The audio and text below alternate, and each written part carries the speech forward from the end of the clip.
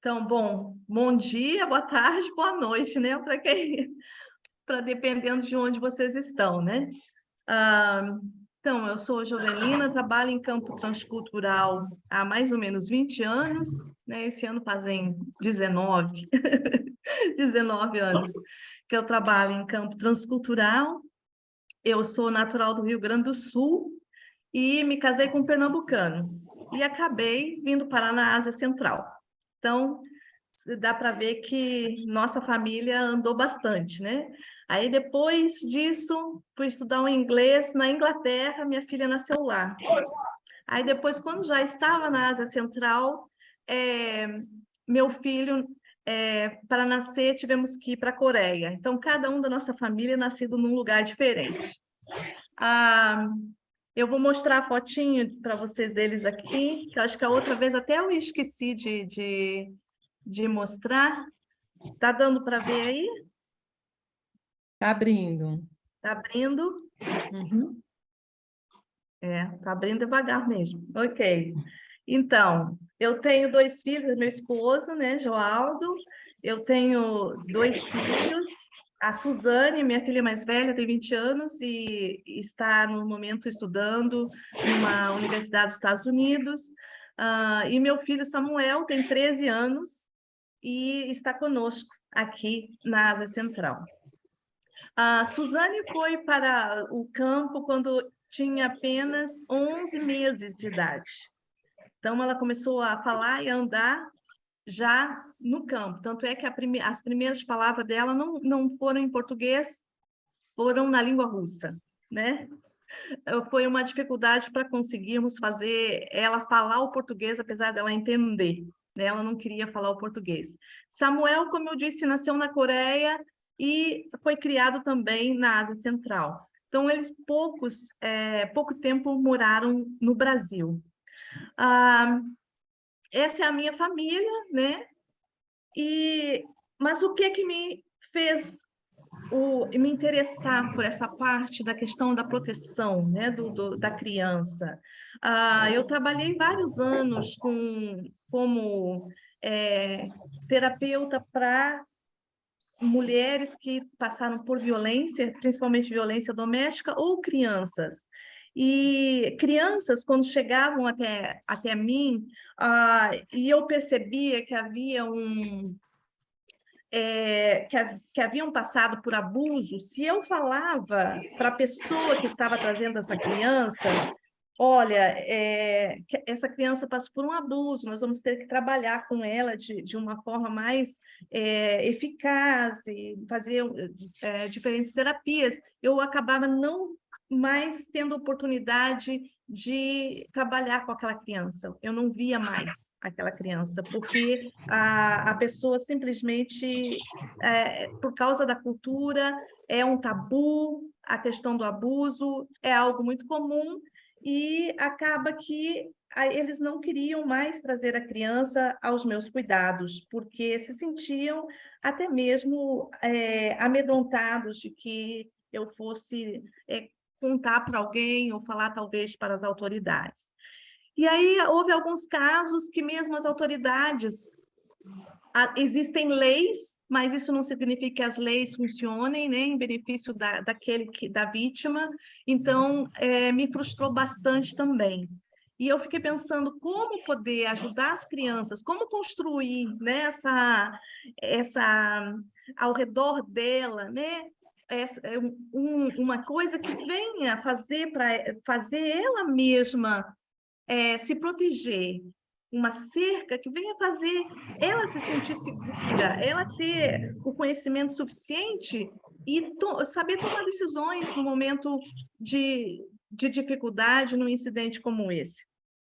E aí, justamente num período desses de frustração meu, eu acabei indo ao Brasil por um tempo e eu fiz um curso do Claves. Muitos de vocês devem conhecer. o Ministério Claves, né? Eles têm em outros países também, e eles ensinam a questão da prevenção do abuso de forma lúdica, com brincadeiras, com recortes, com pinturas, com gravuras e com músicas. Eles gostam muito de usar músicas, e então eu também comecei a usar isso no meu trabalho. Aí eu tive que montar, claro, o próprio curso para poder ensinar educadores e pais, e montar nas línguas nas quais eu trabalhava aqui, e aí foi que surgiu o meu interesse por essa área.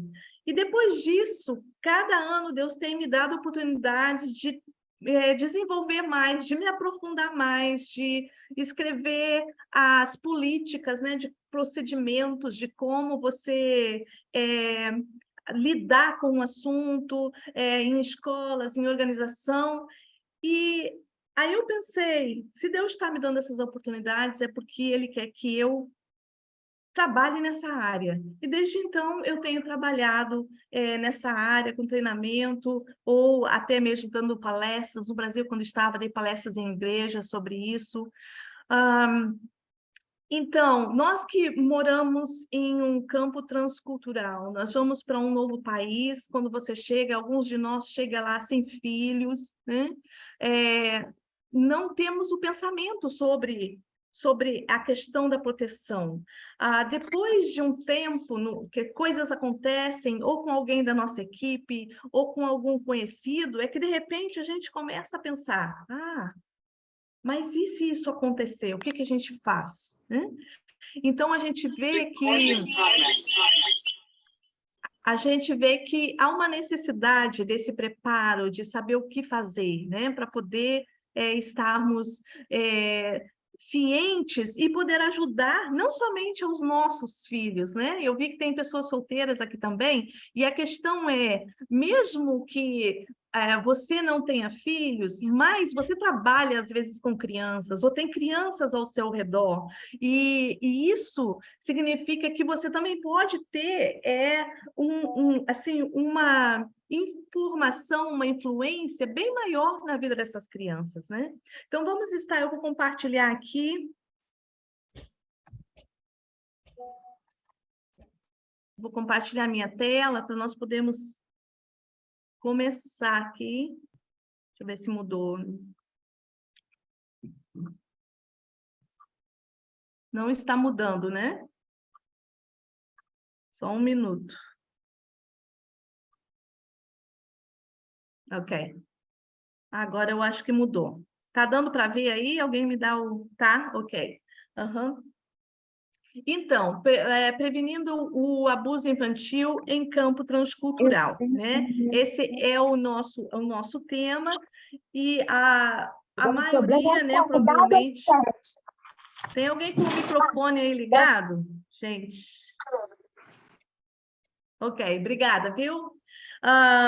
Então, a maioria de nós está nesse tipo de situação. Sei que alguns moram também no Brasil, mas às vezes tem a questão de estarem também no meio como numa base, onde tem outras pessoas que fazem parte de uma equipe transcultural, ou até mesmo de uma equipe de mesma nacionalidade dentro do país. Isso também pode acontecer.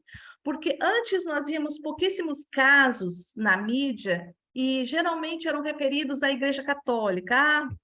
Um padre abusou de uma criança. A gente ouvia muito isso a partir de umas 10 anos atrás, começaram a surgir, porque as pessoas antes não falavam, não denunciavam. Aí, de a pouco, começaram a denunciar, e então eles começaram a surgir mais na mídia. Mas hoje nós já podemos ver casos também em igrejas evangélicas, no meio evangélico também isso acontecendo.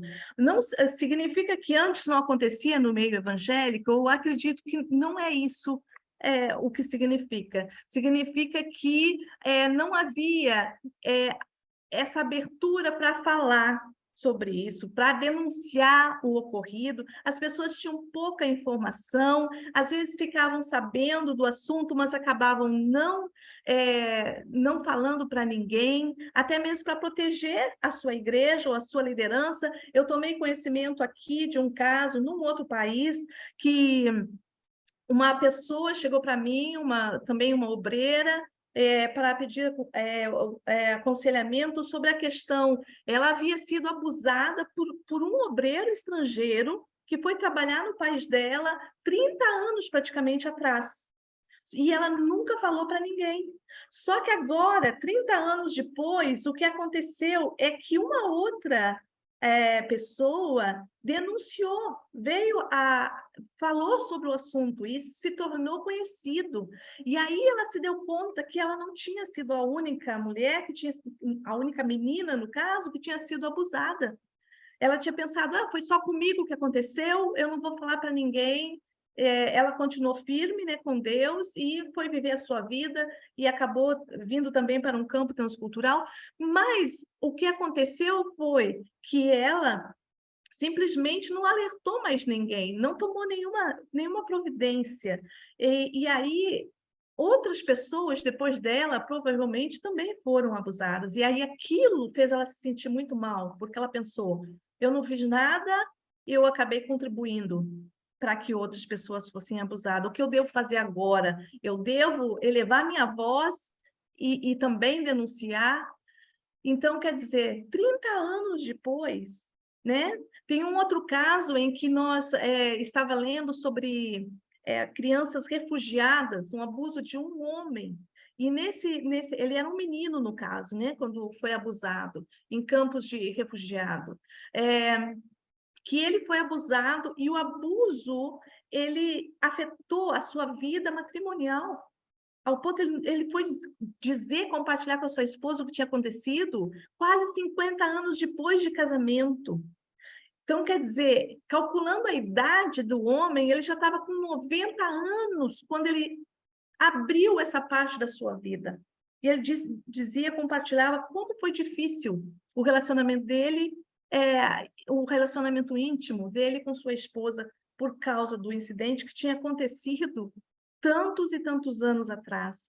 Então, nós sabemos que o abuso, ele traz sérias consequências para a vida da criança. É claro que depende do grau do abuso, de como foi, e da maneira como a criança, ou também como os pais reagem, né? Nós vemos que a criança, muitas vezes, se ela é muito pequena, ela não tem noção do que o que está acontecendo é errado, principalmente se for no meio familiar ou no meio de amigos, né? Ela não tem a noção de que, ela não sabe que ninguém chegou para ela e disse aquilo era errado. Muitas crianças, às vezes na carência afetiva, elas pensam que aquilo ali é um carinho, né, que a outra pessoa está fazendo, até porque a pessoa, ela pode falar dessa forma, né? Que aquilo é uma expressão de carinho, um gesto de carinho. Então, por isso, a criança, quando ela sabe o que é o toque aceitável, o toque bom, ou o toque que não é aceitável, o toque mal, isso aí vai fazer com que ela já esteja em alerta e perceba, espera lá, o que está acontecendo? Por que essa pessoa está me tocando desse jeito, né? E então ela vai começar a pensar sobre o que fazer naquele momento ali. Ela pode ter automaticamente uma resposta devido à informação que foi dada a ela. E a reação de quem pega o abuso, muitas vezes, é uma reação muito drástica, é uma reação muito emotiva, de choque. E aquilo, às vezes, traumatiza muito mais a criança do que o próprio abuso que aconteceu. Estou tendo dificuldade aqui para mudar os slides. Eu não sei se é a questão do meu computador, eu acho. Vou ter que tirar aqui para poder mudar. Então, esse aqui é o que eu coloquei sobre a questão de construir a cerca ao redor da criança e, né, para que ela possa ter as ferramentas necessárias para saber o que fazer em caso ela se depare com uma situação como essa, né? Então, a palavra até de provérbios, eu gosto dessa palavra de provérbios, às vezes ensina a criança no caminho em que deve andar, mas o caminho em que deve andar e também o que ela deve fazer, né? Então, o Provérbios nos fala sobre ensinar a criança desde cedo, né? Tem algumas culturas que têm a ideia de que a criança ela tem que ser deixada livremente, você não ensina ela desde cedo. A palavra aqui nos diz claramente, ensinar a criança, né? A gente entende que a criança é desde que ela é pequena, para que ela possa aprender, e se ela pode aprender o caminho em que ela deve andar, ela pode aprender a se proteger, a gente pode, então, ensinar ela sobre essa cerca de proteção também. Então, eu quero definir a questão da pedofilia aqui, porque às vezes algumas pessoas acabam se confundindo com a questão de um abuso e de pedofilia, né? O que é pedofilia ou crimes de pedofilia, né? No meio jurídico, todo crime de abuso sexual infanto-juvenil é considerado crime de pedofilia. Porém, pedofilia é um transtorno da sexualidade caracterizado pela atração sexual de um adulto por crianças. Em si, a pedofilia não é crime, uma vez que se trata de um desejo, enquanto existe apenas na ideia, na imaginação, não se configura crime, e deve-se buscar tratamento médico psicológico. Então, o que está se dizendo nesse caso aqui? Esse aqui não existe ação contra ninguém.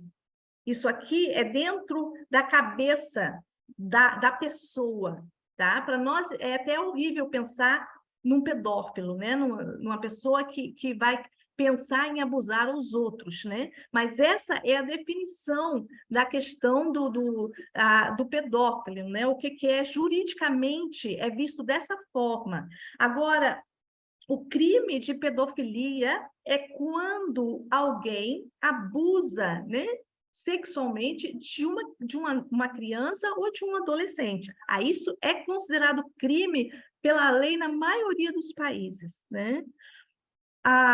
Entretanto, se este adulto vier a cometer abusos sexuais, sua doença não justificará seu crime.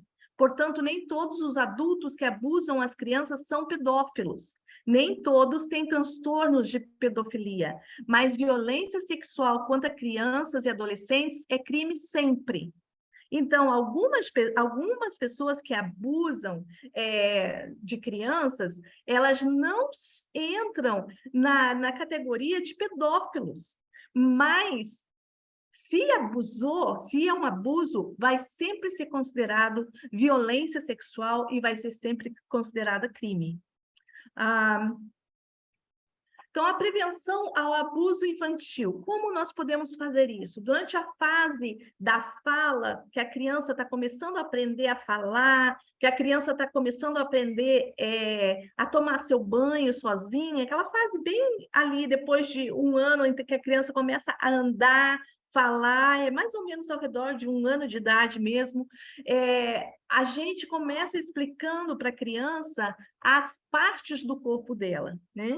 Essas são as partes do seu corpo, viu que Deus criou você Deus colocou a mão, colocou o braço, né, as pernas para você correr. Aí você vai falando as partes do corpo da criança e procurando não colocar nenhum apelido a essas partes do corpo. Por quê? Porque, às vezes, por causa da cultura, a cultura brasileira tem isso também, né? Ainda é um tabu falar sobre as partes íntimas, né, do corpo humano. Então, os pais, às vezes, colocam um nomezinho lá para a criança. Mas isso aí, no caso de um abuso, da criança sofrer um abuso, pode ser difícil depois de identificar. Porque, às vezes, por exemplo, professores numa pré-escola não sabem qual é o termo que os pais usam para definir as partes íntimas da criança. E aí a criança confia na professora e fala alguma coisa. Já aconteceu um caso aqui, né, que veio ao meu conhecimento agora há pouco tempo, que a professora demorou muito, a menininha teve que falar 3, 4 vezes o que estava acontecendo, para ela poder entender, porque os pais colocaram nomes de doces nas partes íntimas da criança, né? E aí a professora não entendia o que ela estava relatando, e ela estava relatando um abuso. Então, falar as partes, o nome certo das partes íntimas, as genitálias, né, os genitais, falar o nome certo, quando vai ensinar a criança a estar se lavando, né? Lave as suas genitálias, né? O que você deve cobrir, o que você não deve mostrar para ninguém, o que você não deve deixar ninguém tocar em você. São as partes em que, assim, o biquíni, né, ou o maiô cobre quando você vai para a piscina. Essas partes você não deve deixar ninguém tocar em você. Você não deve tocar em ninguém, nem se a pessoa te oferecer alguma coisa por isso. E se alguém vem te mostrar uma foto de uma pessoa descoberta nessas partes, você também pode dizer não e não ver. Só que, claro, que a gente tem que começar a falar de acordo com a maturidadezinha da criança, né? A criança de 1 e de 2 anos, explicando as partes do corpo dela, já vai ajudar ela a começar a entender quais são as partes que ela não deve deixar ninguém tocar. Né? Isso aí vai ajudar a criança a ir construindo aquela cerca para ela poder proteger, né? Se proteger no caso de um incidente como esse. Alguém comentou até no grupo, né, que eu estava sobre a questão do diálogo aberto. Sim, é verdade, o diálogo aberto, as crianças devem confiar nos pais. Mas o diálogo aberto nem sempre acontece nas famílias. Nós vemos que algumas famílias têm mais dificuldade de falar sobre esses assuntos e até de perguntar aos filhos sobre isso, sejam eles pequenos ou adolescentes, principalmente na época da adolescência, é mais difícil. E a questão é, se a criança não aprender da maneira correta que Deus nos fez, com né, os sentimentos que Deus nos fez, cada parte do nosso corpo, que as partes do nosso corpo, se elas forem manipuladas, né, elas vão trazer reações. Se a gente não conversar isso, não mostrar aos nossos filhos que eles podem confiar em nós, então eles vão aprender de outra forma, quando eles chegarem na escola, ou através de um coleguinha, como é o caso, né, de um menino de 9 anos, em que ele foi exposto à pornografia através de um colega de escola, foi convidado para ir na casa de um coleguinha, e o menino, vem aqui que eu vou te mostrar no computador umas coisas que meu tio me mostrou. E aí ele, então, ali naquele caso, o menino chegou em casa assustado e contou para a mãe. Então, aquilo ali a mãe pode interferir. Mas e quando a criança ela não confia nos pais para poder falar sobre abuso, né? Eu acho que algumas pessoas aqui sabem, eu fui vítima, né, de abuso, e eu não tinha liberdade de falar com a minha mãe sobre isso. Por quê? Porque a reação dela, quando ela pegou o abuso, foi uma reação muito violenta. E eu, então, acabei com medo dela, sem saber realmente o porquê, o que estava errado. Entendi que alguma coisa estava errado, mas eu não entendi o que estava errado, né? E depois disso, então, para contar aos pais, se não houver essa confiança, a criança ela vai evitar. Então, se ela achar alguém que ela confia, ou na escola, ou alguém mais próximo a ela, então ela vai compartilhar com essas pessoas. Ensine seu filho algumas regras de segurança sobre o seu corpo. Ninguém deve tocar nas suas partes íntimas, não deve tocar nas partes íntimas de ninguém, ninguém deve tirar fotos das suas partes íntimas. Quando estiver brincando com amigos, brinque sempre vestido. Deve ser ele a escolher quem abraçar e dar beijinho. Né? A nossa cultura brasileira tem muito isso. Chega um tio, um parente, assim, dá um abraço no teu tio, dá um beijo no teu tio. A gente faz muito isso, né? A gente encoraja a criança a dar, mas a criança, a gente deve deixar nossos filhos livres. Ele não quer dar um abraço, um beijo, mas ele pode dar um aperto de mão, né? Ou ele pode dar um 5, né? Bater um 5. Assim, né? Se você não se sente confortável, você pode dizer ao seu filho isso, bate a mão, né? Você mesmo incentiva isso, ó, ele não se sente confortável no momento de abraçar. Então, bate a mão, ou então, né, aperte a mão, ou alguma coisa desse tipo, um abraço de lado, porque existem, né, às vezes, parentes e amigos, e até mesmo no meio transcultural, colegas, né, outras nacionalidades, ou mesma nacionalidade que a nossa, e às vezes, quando é a mesma nacionalidade que a nossa, a gente baixa as defesas, né? A gente fica mais vulnerável. Não, é alguém que confia, alguém que me entende, que entende a minha língua. Às vezes só tem uma família brasileira, ou, né, ou da sua nacionalidade aí, e aí, claro que você quer ser os melhores amigos. Eu não estou aqui incentivando desconfiança, né, com as pessoas que têm, né, com seus amigos,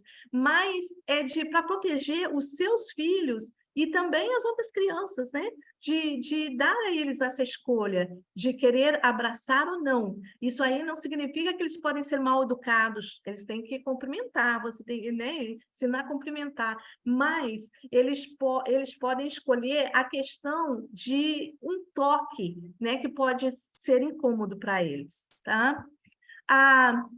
Ensinar a questão do semáforo do toque, eu não sei se algumas de vocês já viram essa foto, né, para a criança já aprender o que pode ser, qual parte do meu corpo pode ser tocada, qual não pode. E a criança ela aprende muito por repetição. Então, a gente acaba expondo ela a diferentes tipos né, de fotos, de vídeo, de trabalhinhos, de pintura, né, de música e coisas assim, para que ela possa ir memorizando aquilo ali, gravando e entrando na cabecinha dela. Então, por exemplo, aonde estão os pontos verdes, é porque, né, os círculos verdes, é porque pode ser tocado, apesar que isso aí também depende da cultura, né? Tem algumas culturas que não gostam que toque na sua cabeça, né?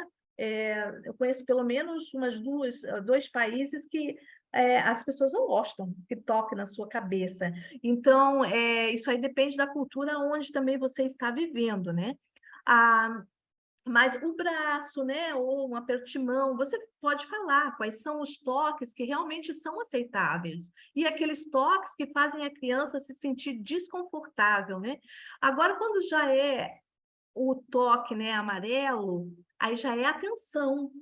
Devo tomar cuidado. Então, quando você deve tomar cuidado? Você deve mostrar para a criança a figurinha, ou dar a ela para ela desenhar ou pintar, e perguntar a ela, onde que é o amarelo? Né? Aqui na barriga. Então, se alguém começa a tocar na sua barriga, e a mão começa a se estender mais para cima, ou até mais para baixo, já é um alerta, né? Você já sai de perto, ou você diz não, ou tira a mão da pessoa, ou você vai contar para alguém que você confia. Olha, eu não gostei daquele toque. Você tem o direito, né, de não gostar da maneira que alguém te toca, né? E quando a criança o vermelho, por exemplo, aí, né, você já explica. O vermelho é onde não pode tocar. Por quê? Né? Principalmente na menina, é na parte dos seios, a boca, né? E nas genitálias, né? Aqui na cultura onde eu moro, na Ásia, eu já dei treinamento para várias escolas, para professores, e já me surgiu a pergunta umas quantas vezes, mas na boca, nós beijamos os filhos na boca, né? Aqui na cultura é uma coisa cultural, eles beijam o fio na boca. Então, o que que a gente faz agora? A criança já cresceu com esse hábito. E eu costumo dizer o seguinte: se isso é uma coisa cultural, né, você não vai mudar a cultura do país, mas dentro da sua família você tem que trabalhar isso com a criança. E dizer, ou você diz de uma certa idade, eu digo até que idade você beija o seu filho na boca. Porque, às vezes, quando é um bebê... Eu nunca aconselhei ninguém a fazer isso e não é um dos meus costumes, mas eu sei que tem pessoas que fazem. Mas até que idade, né, você pode fazer isso? E também, depois de esclarecer a criança, né, que aquilo ali foi feito dentro da família, ali com outros ao redor, né? Não sozinho, uma das pessoas da família com a criança, porque aí a criança vai entender, se eu estiver sozinha e alguém me beijar na boca, então não é aceitável, né? E aí use histórias, né, ou desenhos, músicas, jogos e demais lúdicos, né, para poder estar construindo essa cerca. Essa foto aqui está num livro digital que eu escrevi sobre a questão da prevenção de abuso, e tem justamente, né, a ilustração da menina com o maiô, né, que dizendo, as partes íntimas do seu corpo ninguém pode tocar. Se alguém tocar em você e fizer você se sentir mal, proteja-se, grite, conte para um adulto. Se tiver como, corra, peça ajuda a alguém, né? Porque a criança, ela começa a entender quais são as partes do corpo dela que ela tem que preservar. No caso, há necessidade de explicar também para as crianças que quando eles vão num médico, num hospital, que eles estão doentes, às vezes o médico vai precisar examinar aquela criança, né? Mas, numa boa parte dos países, é exigido que alguém que levou a criança, ou os pais, ou a pessoa que está encarregada da criança, esteja presente, né? Que não seja somente o médico ou a enfermeira, ou seja quem for o profissional da área de saúde, a ficar sozinho com a criança e tocá-la, né? Então, no caso do médico, é preciso explicar para a criança que o médico pode precisar, se houver necessidade, né? Também a questão do banho, né? É uma outra coisa, que o banho, até uma certa idade, a criança precisa de ajuda. E, nesse caso, eu geralmente aconselho os pais a começarem a tornar a criança independente, tomar seu próprio banho, o mais cedo possível. Mas, se a criança ainda necessita de ajuda, que os pais deem essa ajuda sem ficar fazendo, assim, sem ficar rindo ou sem ficar fazendo chacotas ou brincadeiras sobre isso, porque isso aí pode acabar confundindo a cabecinha da criança. Bom, nós tivemos, por enquanto, quase 30 minutos de explicação, né, de slides. Eu acredito que agora nós vamos ter um tempinho para poder estar dividindo novamente em grupos, e aí nós vamos estar discutindo mais algumas perguntas, e depois nós retornaremos para poder estar novamente voltando a falar sobre o assunto. Se tiver alguma pergunta, também pode ser feita. Então, justamente o próximo slide já era a questão da informação sobre o livro, né? Esse livro foi lançado esse ano, ele é apenas digital, né? Eu não fiz ele físico. Esse se chama Cuidado, Ana, Proteja-se, e é a história dessa menina. A ilustração é pintura mesmo assim, né, com lápis, então é uma coisa bem infantil. O link do livro é esse aqui, mas depois eu vou acabar mandando para vocês. Tem no website, ele está lá, tá? Eu tenho um website, Cuidando do Coração, né, tá aqui.com. E ele ali tem, não somente esse livro, tem outros livros, tem mais 2 livros digitais para criança. Por enquanto, esse é o único livro que é para ajudar pais e educadores a estar conversando com as crianças sobre como se protegerem do abuso, tá? Eu não vou contar a história da Ana, porque isso aí ia me tomar muito tempo, e eu tenho várias coisas aqui ainda para estar falando. Eu vou estar falando sobre aquele assunto que você colocou aqui para mim também, tá? Já aí nos próximos slides, provavelmente, nós já vamos começar a conversar sobre isso, né? Como, o que fazer no caso de você perceber um caso de abuso, né? Então, aqui, essa figura também ainda é do livro, e tem essas 2 páginas que dizem sobre, lembre-se, se você sentir algum destes sintomas, você precisa falar para um adulto confiável sobre o que você está sentindo. Então, esse livro, ele vai alcançar... o objetivo dele era mais para crianças entre 3 a 10 anos de idade. Acabou que já tem sido usado até para pré-adolescentes, e tem sido uma ferramenta, né? Ele não é tão ideal para essa idade, mas ele tem sido usado.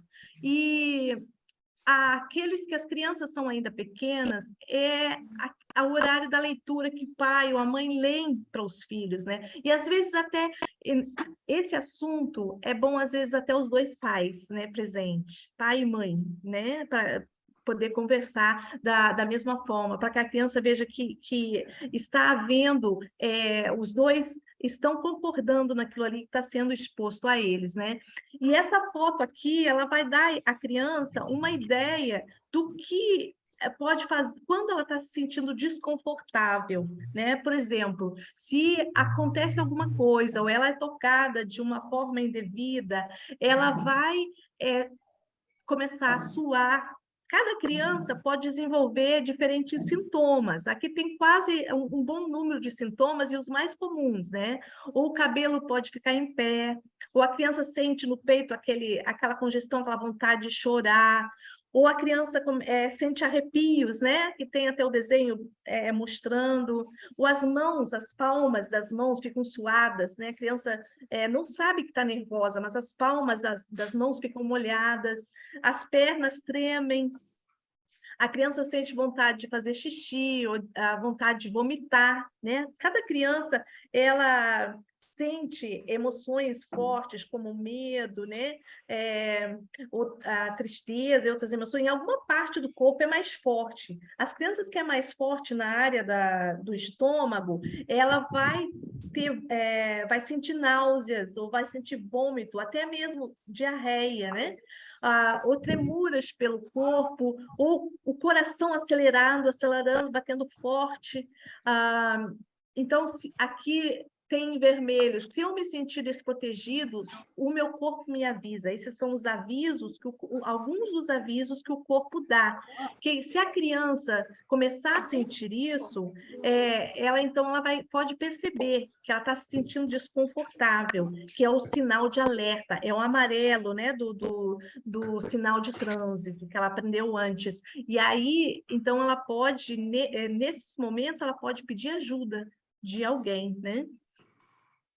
A rede de proteção, é muito importante a rede de proteção para a criança. O que é a rede de proteção? Nós aqui até tem uma mão, a gente faz uma atividadezinha com a criança, não sei quantas de vocês conhecem, a gente pinta, né, com tinta não tóxica a mão da criança, alguns fazem de uma cor só, outros fazem colorido, mas isso aí não importa. E a criança coloca a mão dela numa folha, né, de ofício, uma folha A4, ou então todos numa folha, num cartaz, né? Cada um da sala coloca, ou da casa coloca ali, e ali você vai, para cada dedo, você vai colocar uma pessoa que você confia. Por exemplo, geralmente a mãe né, no polegar, mas às vezes é o pai, né, que a criança confia mais. Então, a criança, ela que escolhe quem é que ela confia mais, a mãe ou o pai. A terceira, quem vai ser? Ou a vovó, ou a tia Maria, que no caso é uma professora, né? É a professora dela. O tio Marcos é o tio dela, né? Então, assim, para a criança saber que quando ela tiver em apuros, ou quando ela se sentir desconfortável, ela pode confiar nessa rede de proteção. E é bom sempre ter alguém que não seja da família, né? Ou um amigo. Aqui o tio Marcos pode ser um amigo da família, ou alguém que ela confia. Por quê? Porque, às vezes, a violência sexual ou qualquer tipo de violência pode acontecer dentro de casa. Então, a criança tem que ter alguém nessa rede de proteção que não é da família. Porque se o pai, por exemplo, abusar dela, ela não vai contar para a vovó que o pai abusou dela, né? E talvez o pai é irmão da tia Maria, ela não vai contar para a tia Maria, mas o tio Marcos é mais distante, então ela talvez confie no tio Marcos e vá contar. É a ideia de que ela sempre tenha alguém para que ela possa confiar, né?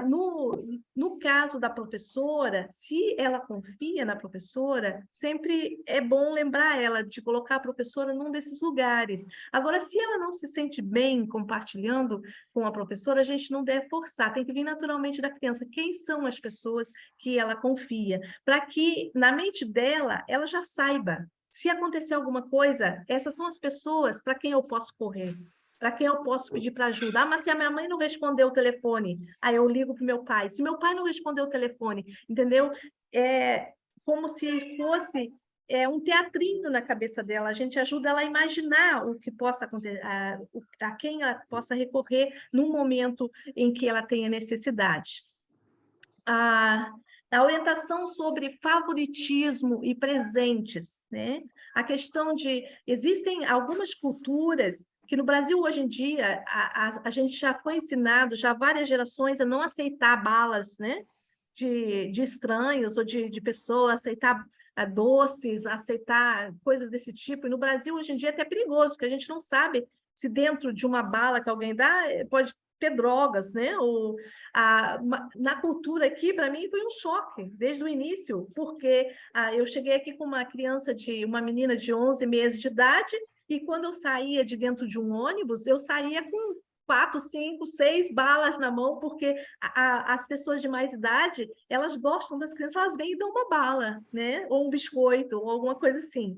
Então, dependendo da cultura onde você está, o que eu ensinei aos meus filhos? Você agradece, você sorri, não seja mal educado, só que não coma.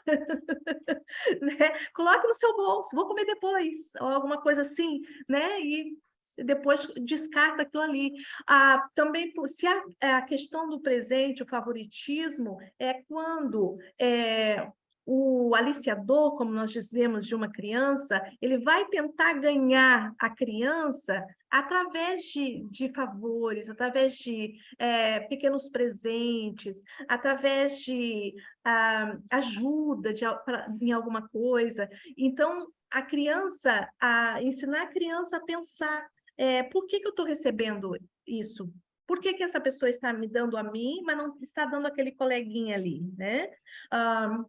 E geralmente existe um perfil de que o aliciador ele olha, né? O perfil é aquela criança que é mais tímida, aquela criança que não vai gritar, aquela criança que ela ele vai tentar várias vezes a TV, deixa tocar, se agarra a ele ao brincar. Então, essa criança ela é mais vulnerável. Aquela criança que logo diz, não, sai de perto de mim, ou alguma coisa assim, não vai ser alvo fácil para um aliciador, né? Então, como perceber a questão do abuso, né? Nós vamos ver primeiramente a questão de como perceber a questão do abuso, e aí depois nós vamos comentar sobre como reagir no caso de um abuso. Então, numa crianças bem pequenas, né, pode haver abuso se houver uma vermelhidão nas genitálias, ou a criança falar que está sentindo dor, ou coceira, ou na hora do banho você perceber que está inchado, né, as genitálias da criança. Ou então ela pode ter dores de cabeça ou de estômago, como eu falei, vômito, ou até mesmo febre, né? As roupas íntimas rasgadas ou até mesmo manchadas de sangue, às vezes dificuldades para andar e para sentar, ou choro ou tristeza excessivo sem razão aparente. Uma criança que ela era tranquila, que ela não chorava por qualquer coisa, daqui a pouco ela começa a ter aquele choro ou tristeza excessivo. Isso até no livro, né, tem esse episódio em que a Ana ela passa por essa tristeza excessiva de que ela não quer ver ninguém, né? Então, isso aí já demonstra que alguma coisa aconteceu. Pode não ter sido um abuso, mas alguma coisa aconteceu com a criança, né? O pai já tem que ficar atento. Se tiver aparecer algum outro desses itens, aí provavelmente pode ter sido um abuso, né? Ainda em crianças pequenas, a criança que ela é exposta sexualmente, muito cedo, ela pode começar a ter masturbação visível e continuada, ela começar a se masturbar na frente de outras pessoas, ou compulsivamente, né, ela começar a se masturbar. Até na escola, eu tive um relato de uma professora aqui, que veio me perguntar a questão de uma criança que na escola estava se masturbando excessivamente, até na frente dos outros, ela tinha que tirar a criança, né? E o que eu faço nessa questão, né? Então, eu falei para ela conversar com os pais, porque nesse caso aí a criança tem que passar por uma avaliação mesmo, ela não pode simplesmente ser deixada continuar daquela forma, né? O medo de ficar sozinho em um quarto, ou se a criança demonstra medo de ficar sozinho, ou com alguém, ou em algum lugar, quando de repente você tem que levar a criança para ficar na casa de alguém, que você tem um compromisso, e a criança não é porque ela não quer deixar você, né, ficar sem você, ela simplesmente ela tem medo de ficar naquele lugar. Aí, tem que ter uma conversa franca, um diálogo franco. Por que que você não quer ficar lá, né? Naquela casa? Por que que você não quer ficar com essa pessoa? Para que a criança, porque às vezes ela não sabe como comunicar, às vezes a idade ainda, ela não tem palavras suficientes para comunicar, né?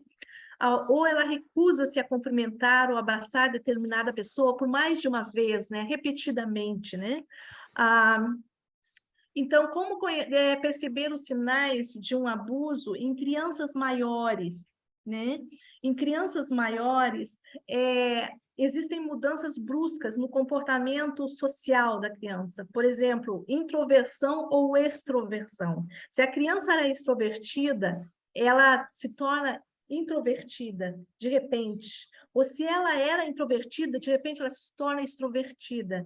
E às vezes a gente pode ver isso em pré-adolescente, né? Mudanças no comportamento, né? Uma menina ou um menino que começa a se portar sensualmente.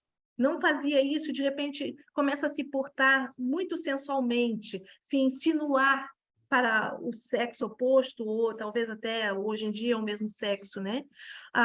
Baixa concentração e atenção, baixo rendimento escolar, mudanças nos padrões de alimentação. Por exemplo, a criança comia normal, de repente, sem outra razão aparente, ela não está doente, ela não teve alguma febre, ou alguma, né, alguma virose ou alguma coisa, de repente ela não teve, e ela começa a não querer comer, ela não sente fome, ou alguma coisa desse tipo, ou o contrário, ela começa a comer demais, né? Porque aí aquilo ali é a única coisa que ela consegue controlar, a alimentação ela consegue controlar, então ela começa a comer demais para tentar, né, abafar aquele sentimento que está dentro dela, né? Sintomas de estresse pós-traumático também, como depressão e ansiedade, podem surgir em crianças maiores. Então, as perturbações no sono são coisas também que acontecem, não são somente em casos de abuso, mas podem acontecer também em casos de abuso, dificuldades para dormir, a questão do sono agitado, pesadelos recorrentes, né? Pode ser um sinal também de abuso, apesar que principalmente meninos tem uma idade em que eles têm muito pesadelo, né? Que é uma coisa da parte emocional mesmo do menino. Então, isso aí a gente tem que observar bem para ver se tem outras coisas, né? Também que estão acontecendo, não somente a perturbação do sono. Muitos abusos acontecem quando a criança ou adolescente está em sua cama, ou quando está dormindo. Então, a criança começa a ficar com medo de dormir, né? De deitar-se, né? A alimentação, eu já falei sobre isso, sobre aumentar ou diminuir, então não vou repetir muito sobre isso. As mudanças do comportamento, né, desempenho escolar, dificuldade de concentração também, você pode perceber que professores podem relatar a questão o aluno não está se concentrando, dificuldade de aprendizagem, né, não quer participar de atividades, ou começa a brigar com os colegas. Era uma criança muito calma, muito tranquila, de repente começa a brigar excessivamente com os colegas ou com os irmãos, né, dentro da família. Os pequenininhos, existe aquela questão da mudança brusca de comportamento nas áreas físicas, tipo xixi ou cocô nas calças, quando já não fazia mais, volta, né? Como se fosse uma regressão. Mentiras, começa a falar mentiras, ou a chupar dedos ou chupetas, ou a criança começa a praticar pequenos furtos, né? Roubos, acesso de raiva. Todas essas coisas podem acontecer se houve um caso de abuso, tá? Tem um número bem maior, nós não vamos estar fixando sobre isso. Então, a prevenção do abuso na escola, o comportamento que a criança tem na escola, é a questão da submissão ou agressividade, ou é um ou é o outro. A criança muda drasticamente e ela começa a ter medo, né, do sexo oposto, ou do sexo que a abusou, né? Ou a sedução inadequada. O que fazer, então, quando uma criança lhe contar que está sendo abusado? Eu acho que aí é aquela pergunta, né? Quando a gente sabe que uma criança está sendo abusada. E aqui nós estamos falando, não é aquela pessoa que pega o abuso, a criança sendo abusada, né? Aquela pessoa que se depara com o fato de que alguém está abusando a criança, né? Então, mas essas coisas que estão aqui também são boas para esses casos, né? Procure manter a calma. Encoraje a criança a continuar falando, mas não coloque palavras na boca dela. Repita o que ela lhe contou para confirmar a história. Veja bem, teve um caso de abuso na escola, na pré-escola do meu filho. Ele tinha mais ou menos uns 3 anos ou 4. E o interessante é que ele chegou e me contou sobre o que aconteceu, né? Mas, como pai, como mãe, é um choque. A gente fica chocado. E você, assim, você não sabe como agir naquele momento ali. Você sabe o que você deve fazer com a criança, né? Então, eu sentei com ele, conversei com ele, expliquei para ele, né? Que aquilo estava errado e que o coleguinha não devia ter feito aquilo com ele. Mas a questão... Muitas horas de espera nos aeroportos, muitas horas de voos. Tem alguém com o microfone ligado aí, por favor?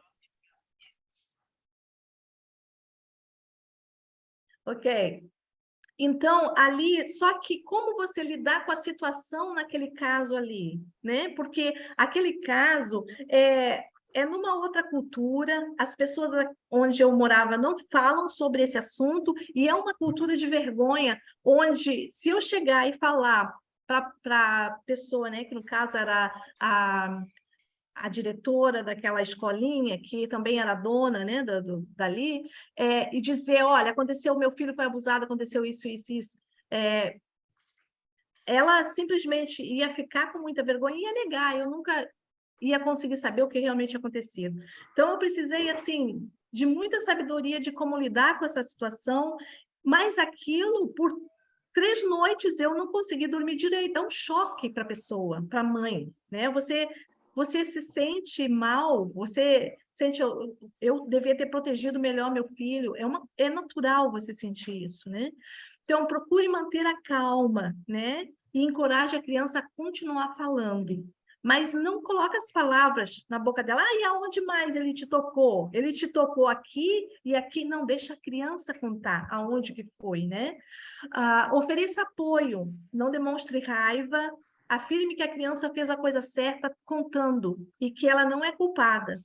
Uma coisa muito importante é reforçar que a criança não é culpada, porque é uma coisa que a criança carrega, às vezes, até a fase adulta, aquele sentimento de que ela foi culpada pelo abuso, né? E quando ela não teve culpa nenhuma, a culpa é sempre do adulto ou da criança maior, mais velha, que acabou abusando dela, né? Explique o que você vai fazer, né? Explique que você vai ter que contar para mais alguém, que não pode ser segredo, né? Você vai ter que procurar ajuda, que você vai ter que entrar em contato com a professora, que você vai ter que explicar o que aconteceu, né? e escreva o que ouviu, documente aquilo ali, né? Se o caso você é professora ou você é uma obreira e uma criança te conta, uma outra criança te conta, você tem que documentar aquilo ali, o que você ouviu. Então, a responsabilidade pelo abuso sexual é sempre do adulto, se no caso foi o adulto que praticou, nunca da criança ou do adolescente. Aí quando tem aquelas perguntas assim, mas a adolescente, ela deu a permissão. E eu entendo que às vezes existe a questão da insinuação, mas a decisão de abusar é do adulto, e é da responsabilidade do adulto, né? Tem também a questão da pornografia. Crianças estão sendo expostas à pornografia aos 9 anos de idade. E eu acho que está descendo cada vez mais. Então, eu coloquei até aqui 6 anos, né? Pode ser que as crianças daqui a algum tempo vão estar sendo expostas aos 6 anos. É aquele caso que eu contei para vocês do menino de 9 anos que foi na casa do coleguinha. E o coleguinha tinha sido exposto e começou a mostrar para ele também.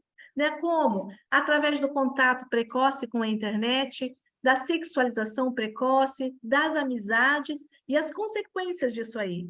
São pré-adolescentes, adolescentes, às vezes adultos, que acabam em escravidão e dependência de pornografia.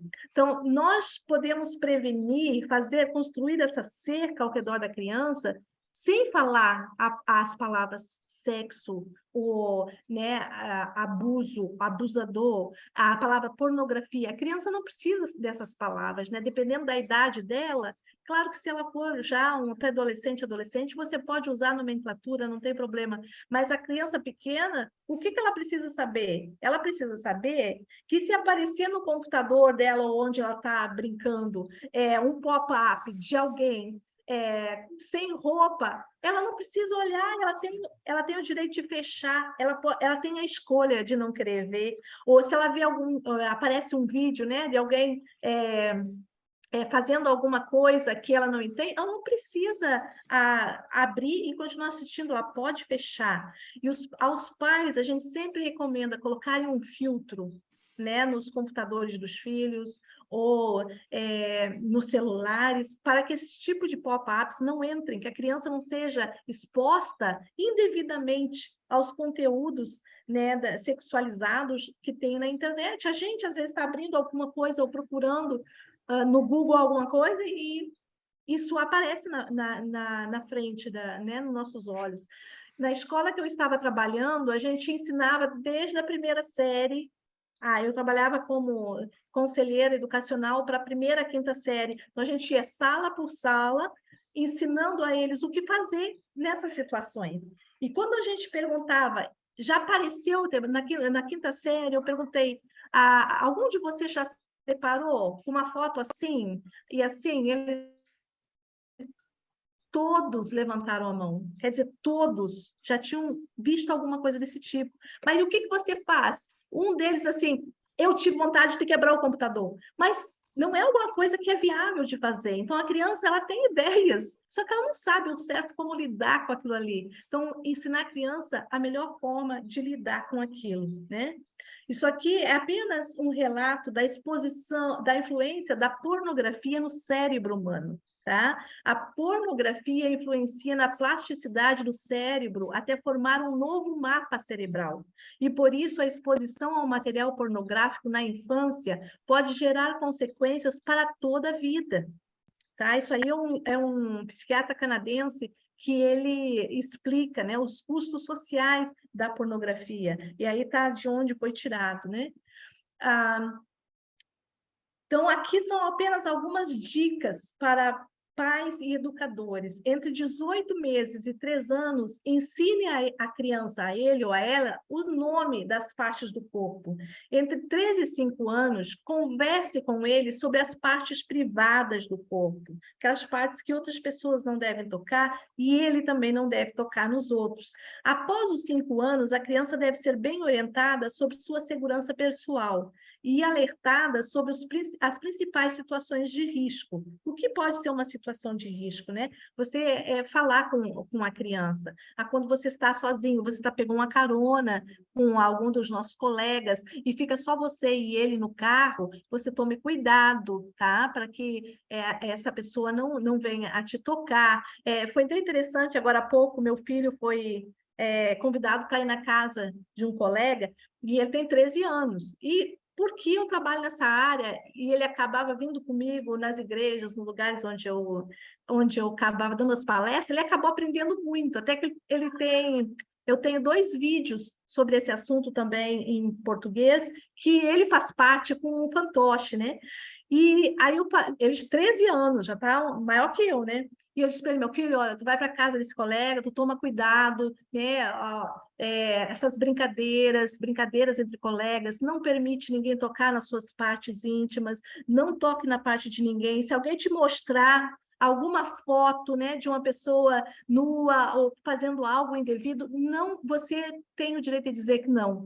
E ele disse, mãe, eu sei tudo, eu sei de tudo isso. Se mas eu tenho dever de te alertar. E ele disse, tá certo, mãe, é verdade, você tem dever de me alertar.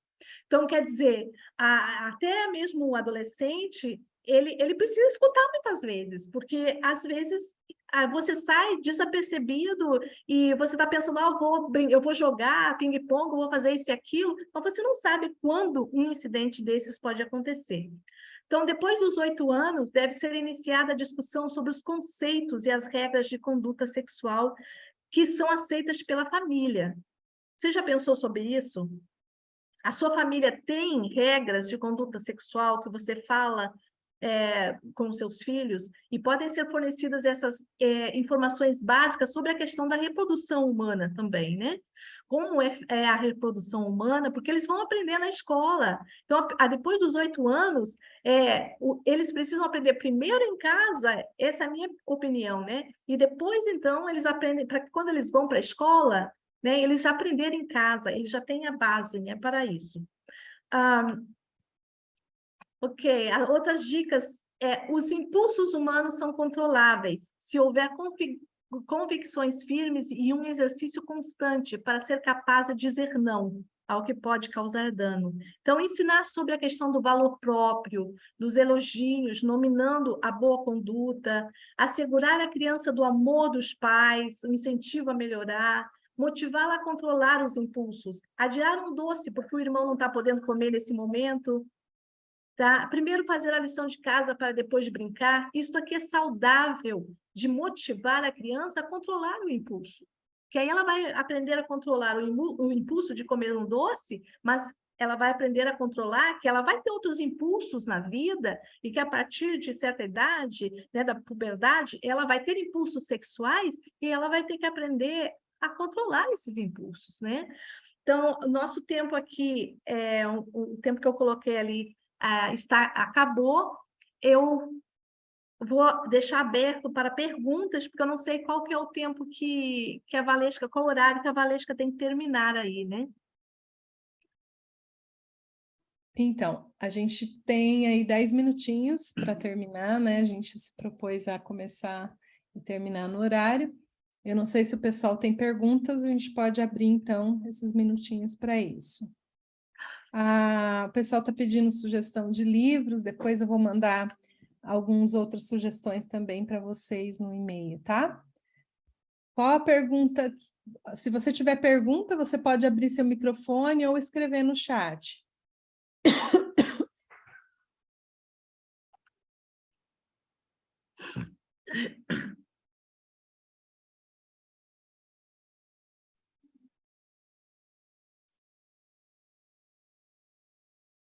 Bom, Tinha enquanto o uma pessoal vai pergunta aqui sobre a questão da idade, eu não estou achando agora, mas na idade da criança tomar banho, alguma coisa assim.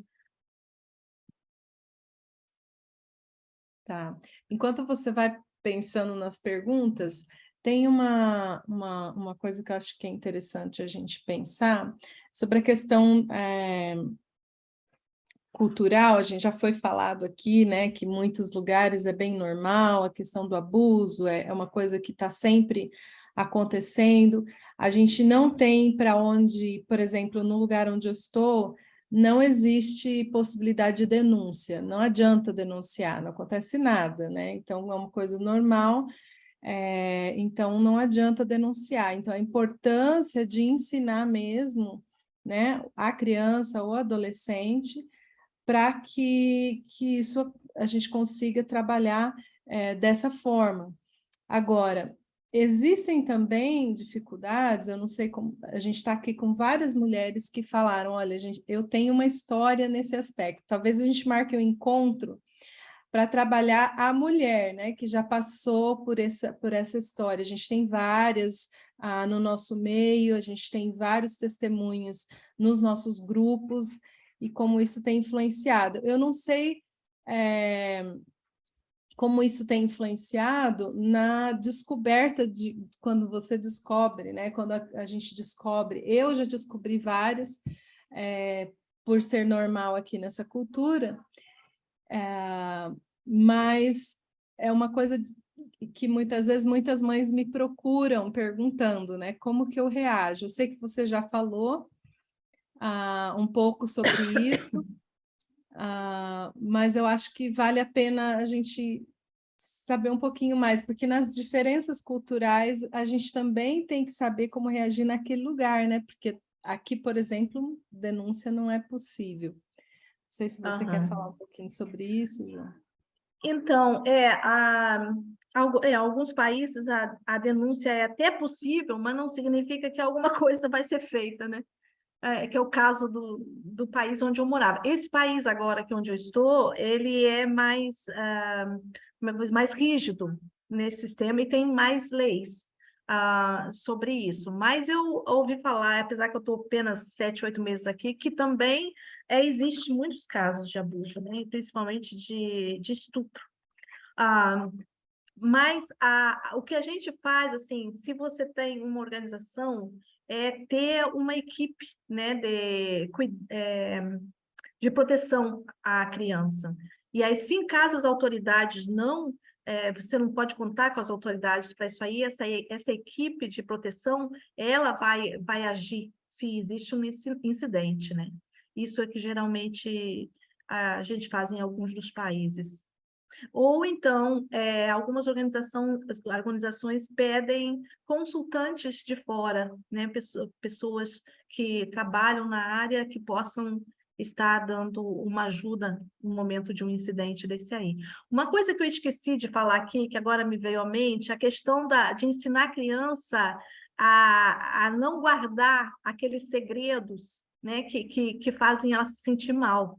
Gente, a questão da surpresa, por exemplo, a surpresa de aniversário, a gente não usar tanto, é um segredo para não contar, para a criança conseguir diferenciar na cabeça dela que que as surpresas são coisas boas, que depois vai ser revelada para todo mundo, como uma festa de aniversário, um presente que foi comprado, mas o segredo, aquele que é pedido para não contar para ninguém, não conta para ninguém se algo de ruim vai te acontecer, é um segredo ruim. Esse aí não deve ser guardado.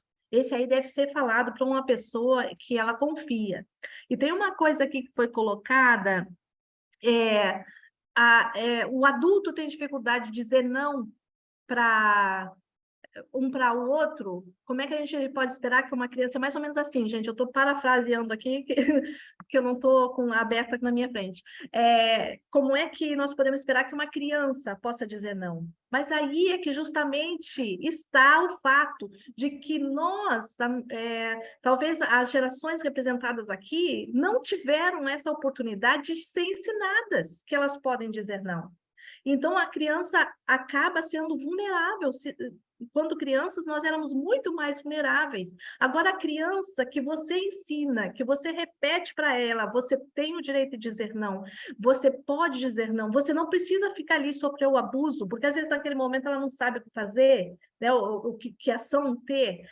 Essa criança, ela está sendo ensinada, ela vai ser possível a ela dizer não, porque ela vai ter isso na ideia dela, ela vai ser ensinada sobre isso, né? Então, esse é o nosso objetivo. Jovelina, tem algumas perguntas aqui. Eu queria só dar um breve testemunho. Aqui em casa, por exemplo, a gente está ensinando os meninos essa questão do não, né? E quando a gente vai brincar, abraçar ou beijar, mesmo quando, como pais, quando os nossos filhos dizem não, a gente para, porque a gente está ensinando que até que conosco eles podem dizer não. Senão, se você em casa força, você não pode esperar que isso vai acontecer depois. O que a Alicia colocou aqui é muito importante, e eu quero colocar para vocês como consciência. O CMM tem recebido, não são poucas, denúncias de mulheres e mães que estão, apertam lá no site, tem os precisos de ajuda, e muitas vezes pelo meu próprio WhatsApp privado, muitas pessoas têm nos procurado. Olha, a gente existe o caso de abuso, o que eu faço? Você pode procurar ajuda com a gente se você quiser, nós temos profissionais e conselheiras para isso. Mas uma coisa que eu gostaria de alertar é que 99% dos casos de denúncia são entre a comunidade de obreiros, não é fora, não é gente de fora, não é gente da igreja lá ou do local.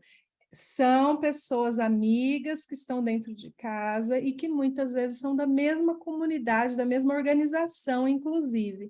Então, a gente precisa, como a Jovelina falou, muitas vezes, porque são da mesma organização, são brasileiros, a gente acha que está tudo bem, porque a gente é da mesma família, mas é muito preocupante e a gente precisa estar alerta com isso, gente. A maioria das denúncias que nós recebemos são de colegas, infelizmente, mas é verdade. Né? E aí tem a pergunta aqui sobre como ajudar os meus amigos que não querem mais falar do assunto e o filho já está se tornando violento. Nós vamos fazer essa pergunta e depois tem uma mão levantada, vamos responder e depois nós vamos encerrar, tá bom? Nessa questão aí que eu estou vendo aqui, parece que os pais estão ignorando que houve um abuso. Eu posso estar errada, Valesca, você pode me corrigir. É isso mesmo? Parece que os pais estão ignorando que houve um abuso. Você sabe o que acontece?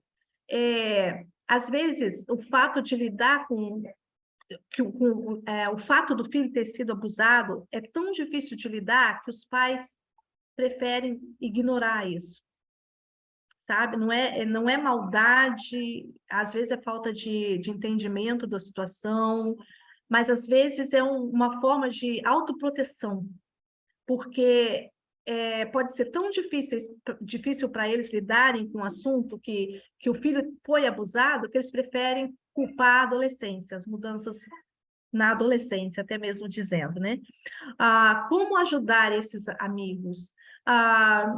Uma forma, sem falar abertamente com eles sobre isso, que pode fazer até eles se fecharem com você, a questão de trazer livros sobre o assunto, ou até mesmo contar, eu assisti uma palestra assim, e eu fiquei muito interessada no assunto, aconteceu um caso assim, casos semelhantes, que eles possam começar a pensar sobre o assunto, né? Se você diretamente falar, seu filho foi abusado, talvez até a porta para você administrar essa família ou ajudar se feche, porque no momento esses pais não parecem prontos a lidarem com isso. Esse menino, né? Ele tem como pessoas que ele possa confiar, onde ele está, na escola, por exemplo, ou até no meio, né, dos trabalhadores aí, da organização. Será que ele tem alguém que ele possa... E outra, sugerir um acompanhamento. Meu filho está passando por mudanças, isso é mudança da adolescência, mas às vezes eles precisam de um acompanhamento nessa fase da adolescência, entendeu? Que aí, na hora em que ele vai ser acompanhado por alguém, isso aí pode vir à tona, né? E esse menino pode abrir, então isso aí pode ser tratado, né?